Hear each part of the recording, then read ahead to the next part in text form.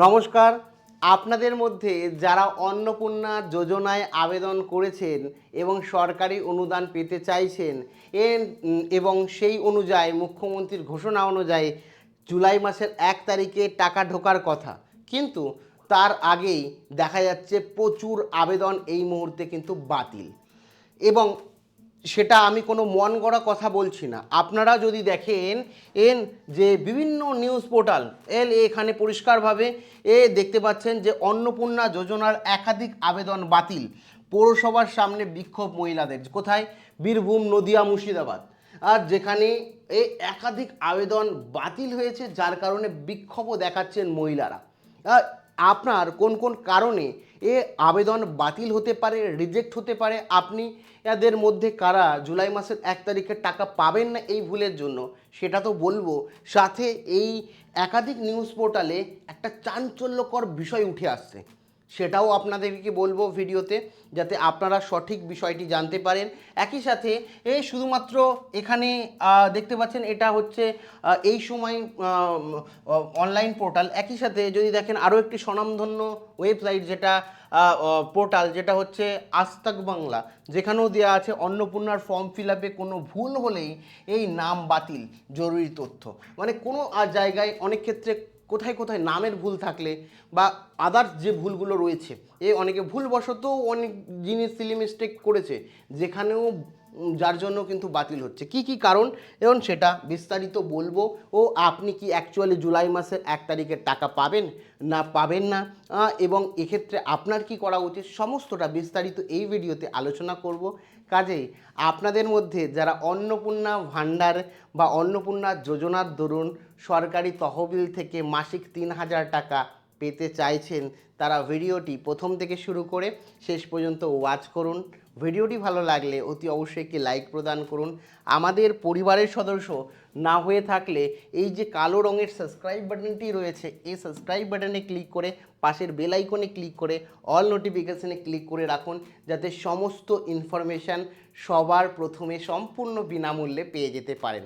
আর বলে রাখি, এই সাবস্ক্রাইব করতেও কিন্তু কোনো রকম টাকা লাগে না, সেই কারণে আপনাদের কাছে করজোড়ে অনুরোধ করব অবশ্যই সাবস্ক্রাইব করে রাখেন। কোনো রকম অর্থ এর জন্য আপনার লাগবে না। তো এখানে বলে রাখি, আপনারা দেখতেই পাচ্ছেন অন্নপূর্ণা যোজনা আপনাদের আবেদন কতটা সুরক্ষিত এবং কি কি কারণে বাতিল হচ্ছে এবং কোন বিষয়টা শোনা যাচ্ছে যেটার জন্য আমরা নিজেরাও বিভ্রান্ত বা আতঙ্কিত আমরাও, তো সেটাগুলো বলবো। তো প্রথমেই বলে রাখি গতির পার্থক্য, এটা কিন্তু মেনে নিতেই হবে। জুলাই মাসের প্রথমে কাদের টাকা ঢুকবে, অনলাইনে বনাম অফলাইনের কথা যদি বলে, অনলাইনের আবেদন কিন্তু দ্রুত গতিতে হচ্ছে, এটা অস্বীকার করার কোনো জায়গা নেই। অফলাইনে যারা আবেদন করেছেন তাদের ধীর গতিতে, কারণ এখানে বস্তাবন্দি ফর্মগুলো সরকারি অফিসে এখনও জমা রয়েছে। প্রচুর এরকম মানুষ রয়েছে যারা অনলাইন বোঝে না, অনলাইনে আবেদন করেনি, অফলাইনে আবেদন করেছে, সমস্ত ডকুমেন্ট দিয়ে 12 পাতার ফর্ম ফিল আপ করে, কিন্তু তাদের অধিকাংশ কিন্তু এখনও পর্যন্ত অনলাইনে ফর্ম ফিল আপ করা হয়নি, কারণ অনলাইনে তোলা হয়নি। কারণ অফলাইনে আবেদনের করার পর লেখা, আপনি যেটা লিখে জমা দেন সেটা অনলাইন পোর্টালে আপলোড করতে হয়, কারণ অফলাইনে কাগজগুলো নিয়ে, ডকুমেন্টগুলো নিয়ে আরেকটা অফিসে দৌড়ানো বা গাড়ি করে নিয়ে যাওয়া এটা সম্ভব নয়। তো সেগুলো কর্মীরা কি হচ্ছে, ম্যানুয়ালি প্রত্যেকটা ফর্ম কম্পিউটারে এন্ট্রি করেন। তো এক্ষেত্রে লাড করে মানে ঘর ভর্তি এরকম ফর্ম রয়েছে, সবগুলো ফিল আপ করার জন্য পর্যাপ্ত ম্যান পাওয়ার দিলেও ধীর গতিতেই হচ্ছে অফলাইনে যারা জমা দিয়েছেন। আর অনলাইনে যারা ডাইরেক্ট সরাসরি সরকারি পোর্টালে সমস্ত তথ্য নথি আপনার দিয়ে দিয়েছেন, এবং ভেরিফিকেশন প্রক্রিয়াও সেই কারণে খুব দ্রুত হয়েছে, দ্রুত অনলাইনে চলে গেছে এবং দ্রুত ভেরিফিকেশন হয়েছে।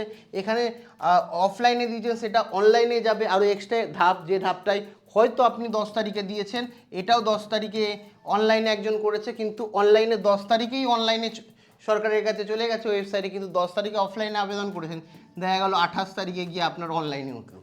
যখন তারা কর্মীরা ম্যানুয়ালি অনলাইনে তুলবে তখন সেই দিনকে আপনার আর এই জায়গায় যাবে, সেই কারণেই কিন্তু দেরি।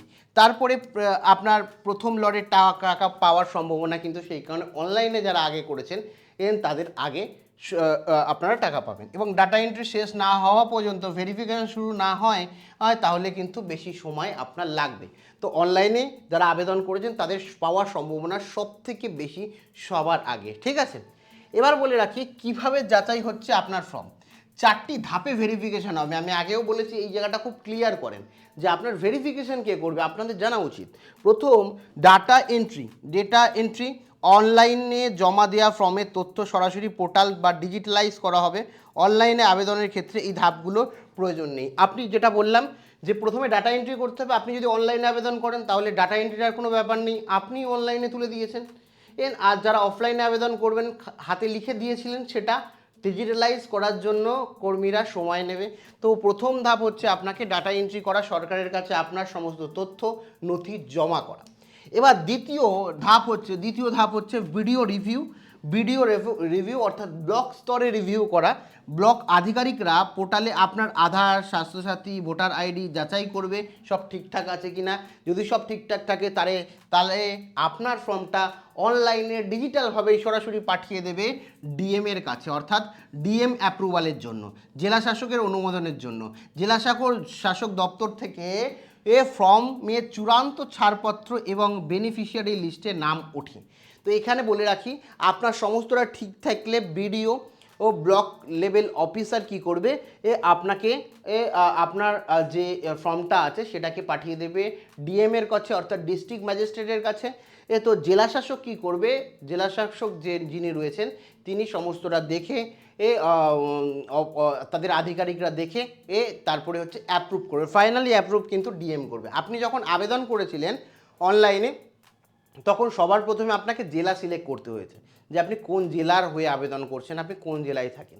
প্রত্যেকটা জেলার যে ডিএম রয়েছে, ডিস্ট্রিক্ট ম্যাজিস্ট্রেট রয়েছে, সেই জেলার ডিস্ট্রিক্ট ম্যাজিস্ট্রেট কিন্তু ভেরিফাই করে কিন্তু শেষ অ্যাপ্রুভাল দেবে। তো ফাইনাল অ্যাপ্রুভাল কিন্তু ডিএম দেবে। তো ডিএম অফিস থেকে যেখানে আপনার সমস্তটা চেক করা হবে এবং যদি আপনি যোগ্য হন অ্যাপ্রুভ করে বেনিফিশিয়ারি লিস্টে আপনার নাম চলে যাবে। আর বেনিফিশিয়ারি লিস্টে চলে গেলে রেভিনিউ ডিপার্টমেন্ট সরাসরি সেটা দেখবে এবং সেটাকে মানে আপনার ডিটেলসটাকে ফ্যাচ করে আপনার যে আধার নাম্বার রয়েছে সেই আধার নাম্বারের সঙ্গে যুক্ত ব্যাঙ্ক অ্যাকাউন্টে কিন্তু সরাসরি চলে যাবে। মানে শেষ ধাপ 4 নম্বর ধাপ, এটা 3 নম্বর গেল, এটা 4 নম্বর ধাপ হচ্ছে ডাইরেক্ট ট্রান্সফার হবে ডিবিডির মাধ্যমে। ভেরিফিকেশন সফল হলে সরাসরি ব্যাংকে টাকা পাঠানো হবে। এর মধ্যে যদি একটাও কোনো রকম সমস্যা হয়, দেখা গেল বিডিও অফিসে কোনো ভুল ভ্রান্তি পেলো, সরাসরি রিভার্স করে দিয়ে দেবে আবার ডাটা এন্ট্রি যে ঠিকঠাক করো, আরেকবার ঠিকঠাক টাইপ হয়নি।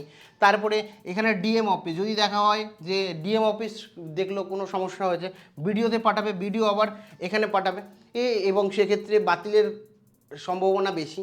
এবং যদি ডিবিডি লিঙ্ক না করা থাকে তাও কিন্তু আপনার অ্যাকাউন্টে অ্যাপ্রুভ হলেও আসবে না। তো এই কারণ রয়েছে। এছাড়া মূল যে কারণগুলো সেগুলো যদি বলি, যে 4টি কারণ, এখানে 4টি বলছি, অনেকগুলো কারণই এখানে উল্লেখ করা হয়েছে যে 8টি কারণে ফর্ম ফিল আপ বাতিল হবে। প্রথম কথা হচ্ছে আপনার আবেদনকারীর ইনকাম ট্যাক্স দিলে, যে আবেদন করছে সে যদি ইনকাম ট্যাক্স দেয় ডাইরেক্টলি বাতিল, সেটা নিয়ে কোনো দ্বন্দ্ব নেই। সরকারি চাকরি করলে বা সরকারি পেনশন পেলে, আবেদনকারী যদি সরকারি চাকরি করে তাও বাতিল, আবেদনকারী যদি পেনশন পায় তাও বাতিল। একই সাথে প্যান কার্ড গোপন করলেও বা আধার কার্ডের মাধ্যমে ধরা পড়লে, অনেকে কি করেছে যে তাদের ইনকাম আছে বলে ইনকাম ট্যাক্স দেয় বা সরকারি চাকরি করে, ভেবেছে যে আধার কার্ড দেবো আমি, প্যান কার্ড দেবো না, প্যান কার্ড অপশনাল, তো প্যান কার্ড আমি দেবো না, আমার প্যান কার্ড নেই বলে আবেদন করবে। তো সেক্ষেত্রে যদি প্যান কার্ডও গোপন করেন তাহলে কিন্তু আবেদন 100% কিন্তু বাতিল হচ্ছে। এবং ভোটার কার্ড বা এপিকে সমস্যা, অনেকে কি করছে ভোটার লিস্ট থেকে নাম ডিলিট হয়ে গেছে, যাদের ভোটার লিস্ট থেকে নাম ডিলিট হয়ে গেছে তারা কিন্তু এই সুবিধা পাচ্ছেন না এই মুহূর্তে। আপনাদের ট্রাইব্যুনাল হয়তো সিএ এর জন্য আবেদন করে থাকলে সরাসরি আপনাদের বাতিল হচ্ছে না, কিন্তু যতক্ষণ না পর্যন্ত ভোটার লিস্টে নাম উঠছে ততক্ষণ পর্যন্ত কিন্তু আপনি এই সুবিধা পাবেন না। এটা আপনি আবেদন করতে পারেন, আপনার সমস্ত ডিটেলস দিয়ে আবেদন করতে পারেন, সেটা স্টপ অবস্থায় থাকবে, পজ অবস্থায় থাকবে, যখন আপনার নাম উঠে যাবে তখন আবার সমস্তটা ভেরিফাই হবে। ঠিক আছে। তারপরে হচ্ছে অনেকেই বয়সে জালিয়াতি করছেন, মানে 25 থেকে 60 বছরের বয়সী যে মহিলারা রয়েছে তারাই কিন্তু এই অন্নপূর্ণা ভাণ্ডারের সুবিধা নিতে পারবেন।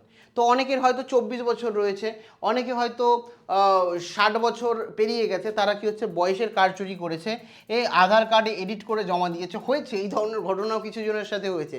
তাদেরও কিন্তু সরাসরি এই কিন্তু বয়সে মিসম্যাচ হওয়ায়, বয়স ঠিকঠাক করে না দেওয়ায়, এডিট করে কোনো কিছু দেওয়ায় সমস্তটা ভেরিফাই হচ্ছে, ধরা পড়ে সমগ্র ফর্মটাই বাতিল হচ্ছে। এরপরে সন্তানের শর্ত, এটা কিন্তু খুব ভালো করে দেখা হচ্ছে। মাননীয় মুখ্যমন্ত্রী শুভেন্দু অধিকারী মহাশয় সরাসরি জানিয়েছেন যে পরিবারের শিশু থাকলে তারা সঠিক সরকারি টিকাকরণ না হলে, মানে যদি পরিবারে শিশু থাকে তাদের হেলথ সেন্টারে গিয়ে প্রপারভাবে টিকাকরণ করা দরকার, পোলিও দেওয়া দরকার। যদি ঠিকঠাক সময়ে পোলিও টিকাকরণ না হয় শিশুর, তাহলে আপনার ফর্ম বাতিল হবে। একই সাথে সরকার অনুমোদিত ও নয় এমন বেআইনি স্কুলে যদি পড়ে তাহলেও কিন্তু হবে, মানে শিক্ষাও কিন্তু নিতে হবে যে তথাকথিত আমাদের রাজ্য সরকার অনুমোদিত বা সেন্ট্রাল অনুমোদিত বা সরকার অনুমোদিত স্কুলে পঠন পাঠন করতে হবে, সেটা সরকারি হোক কিংবা বেসরকারি হোক। সরকার বিরোধী কোনো স্কুলে বা অনুমোদন নেই সরকারের এমন কোনো স্কুলে যদি আপনার সন্তান পড়ে তাহলে আপনি টাকা পাবেন না, সেটাও বলে দেওয়া আছে। এগুলো হচ্ছে একেবারে রেড জোন। এই সমস্ত বিষয় যদি থাকে আপনার, তাহলে কিন্তু আপনি আপনার ফর্ম মোটামুটি বাতিল হচ্ছে, এটা ধরেই নিতে পারেন। এবার বলে রাখি যে অনেকে গুজবও ছড়াচ্ছে যে এই কারণে ফর্ম বাতিল হবে না। তো এখানে বলে রাখি যে 3টি বা তার বেশি পাকা ঘর থাকলে বা পরিবারের 4 চাকা থাকলে আপনার বাতিল হবে। অনেকেই বলছে যে পরিবারে যদি 4 হুইলার থাকে পরিবারের কারোর, একই সাথে পরিবারে যদি 3টের বেশি পাকা ঘর থাকে আপনাদের, তাহলে আপনার অন্নপূর্ণা ফর্ম বাতিল হবে। তো একেবারে সত্য নয়। এটা আপনার পরিবারে 10টা ঘর থাকুক না কেন, ও আপনার পরিবারের 2টো 4 হুইলার থাকলেও পার্সোনাল কোনো সমস্যা নেই, এটা নথি চাওয়া হয়েছে, এটা নিয়ে এটার সাথে কোনো সমস্যা নেই। স্বাস্থ্যসাথী কার্ড না থাকলে টাকা দেওয়া যাবে না, স্বাস্থ্যসাথী কার্ড থাকুক কিংবা না থাকুক কোনো রকম সমস্যা নেই। দ্বিতীয় হচ্ছে এ ফর্মে ছোটোখাটো বানাম ভুল হলে রিজেক্ট হবে, এটা বেশিরভাগ ক্ষেত্রে হচ্ছে। দেখা যাচ্ছে রিজেক্ট হয়ে যাচ্ছে, মানে বানাম ভুল হলে কী হচ্ছে, রিভার্স হয়ে যাচ্ছে, আগের স্টেপে চলে যাচ্ছে, দেরি হবে কিন্তু বানাম কারেকশান করে সমস্ত কিছু করে আপনি টাকা পাবেন। এই মুহূর্তে হয়তো দেরি হবে আপনার, সেই কারণে আমি বারবার বলেছি বানাম সমস্ত কিছু সঠিকভাবে কিন্তু দেবেন, যাতে কোথাও কোনো রকম ভুল না হয়।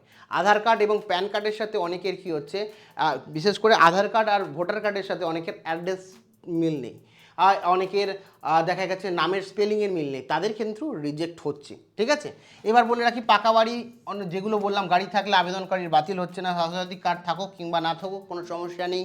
আর যেটা বললাম ছোটোখাটো নামের যদি ভুল থাকে মেজর, আর তাহলে কিন্তু সংশোধন করার জায়গা রেখেছে, অফলাইনে গিয়ে সংশোধন করতে হবে। জানি আমি একটা ভিডিও বানিয়েছি, এই ভিডিও শেষে আমি দিয়ে দেবো, ওই ভিডিওটা দেখে নেবেন যে কীভাবে সংশোধন করবেন। এবার বলে রাখি অ্যাপ্লিকেশন স্ট্যাটাসের অর্থ, অনেক জায়গায় আপনি দেখেছেন যে সাবমিটেড যদি হয় তাহলে আপনার ফর্মটি দেওয়া হয়েছে, ভেরিফিকেশান এখনও শুরু হয়নি। রাজ্যের মাননীয় মুখ্যমন্ত্রী কিন্তু পরিষ্কার জানিয়ে দিয়েছেন যে ভেরিফিকেশান ছাড়া একটিও বেনিফিশিয়ারি বা প্রাপক টাকা পাবে না।